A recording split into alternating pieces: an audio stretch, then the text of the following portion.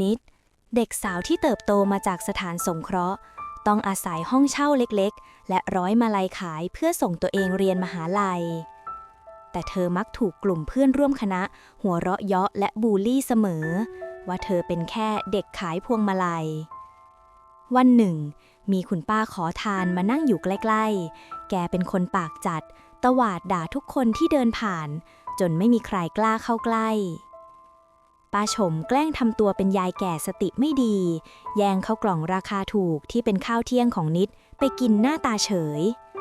แต่นิดกลับไม่โกรธเธอยื่นน้ำให้และยิ้มอย่างอ่อนโยนเพราะความกำพร้าสอนให้เธอเข้าใจความหิวโหยและความโดดเดี่ยวนิดคอยดูแลป้าชมไม่ห่างแม้จะโดนด่าทอสารพัดโดยไม่รู้เลยว่านี่คือบททดสอบของเศรษฐินีที่กำลังหาคนดูแลยามบั้นปลายจนกระทั่งมรสุมชีวิตซัดกระหน่ำเธอไม่มีเงินจ่ายค่าเทอมมหาลัยและกำลังจะพ้นสภาพนักศึกษาในขณะที่นิดกำลังร้องไห้ลูกแท้ๆของป้าชมที่เคยทิ้งแกไปก็บังเอิญเดินมาเห็นแม่ตัวเองนั่งขอทานอยู่แทนที่จะดูแลพวกเขากลับด่าทอนิดทนไม่ได้รีบกระโดดเข้ามาขวางจู่ๆรถเก๋งสีดำคันหนึ่งก็ขับมาจอดทนายความส่วนตัวรีบเดินลงมาหาป้าชมด้วยท่าทีนอบน้อมความจริงกระจ่างป้าชมไม่ใช่ขอทานแต่คือเศรษฐินีหน้าใหม่ที่ถูกรางวัลที่1รับเงินสด30 ล้านบาทพอลูกหลานที่เคยทิ้งแกไปรู้ข่าวก็รีบวิ่งกลับมาคุกเข่าอ้อนวอนหวังจะได้ส่วนแบ่ง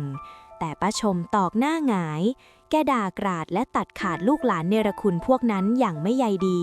เพราะรู้ซึ้งถึงสันดานตอนที่แกแกล้งจนแล้วเองให้ข้าวให้ความอบอุ่นกับข้าทั้งที่เองก็ไม่มีไปอยู่กับข้านะข้าจะส่งเองเรียนและเป็นยายของเอง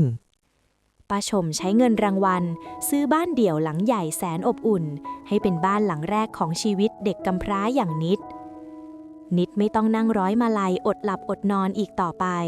เธอได้ใส่ชุดนักศึกษาไปเรียนอย่างเต็มภาคภูมิป้าชมยังมอบทุนก้อนหนึ่งให้นิดเปิดร้านดอกไม้และคาเฟ่เล็กๆตามความฝันของเธอลูกอกตัญญูได้แต่ยืนมองชีวิตที่เจริญรุ่งเรืองของนิดจากนอกกระจกด้วยความเสียดายเพราะความกตัญญูและน้ำใจที่บริสุทธิ์เปลี่ยนเด็กกำพร้าขายมาลัยให้กลายเป็นผู้หญิงที่โชคดีและมีความสุขที่สุดในโลก